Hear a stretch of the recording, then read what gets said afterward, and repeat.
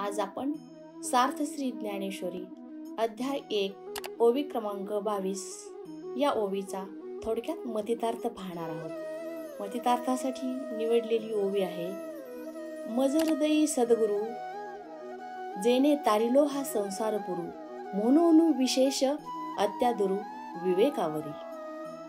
अतिशय सुंदर अशी ओवी आहे।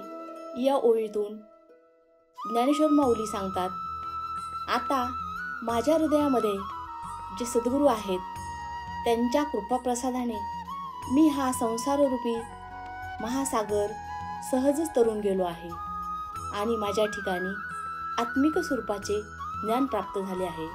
ज्याप्रमाणे एखाद्याने चिंतामणी हस्तगत केला असता त्या चिंतामणीच्या जोरावर ती व्यक्ती त्याच्या सर्व इच्छा पूर्ण होतात, त्याचप्रमाणे माझे सद्गुरू श्री निवृत्तीनाथ यांच्या कृपा आशीर्वादाने माझ्याही सर्व इच्छा पूर्ण झालेल्या आहेत। थोडक्यात सांगायचे झाले तर आपणास हा जो मनुष्यदेह मिळालेला आहे तो जर सार्थकी लावायचा असेल तर या जीवनामध्ये सद्गुरूंचे स्थान अनन्य आहे आणि म्हणूनच प्रत्येकानं आपल्या जीवनामध्ये संतांना शरण जाऊन त्यांची सेवा केली असता, त्यांनी दिलेल्या आत्मबोधावर रूढ झाले असता त्यांच्यामधील षड्विकार निवृत्त होतात, त्यांचे अंतःकरण शुद्ध होते आणि अशा शुद्ध अंतःकरणाने भगवंताचे नाम घेतल्यास निश्चितच ते भगवंतापर्यंत पोहोचते। त्याच्यासाठी एक छोटंसं उदाहरण सांगता येईल।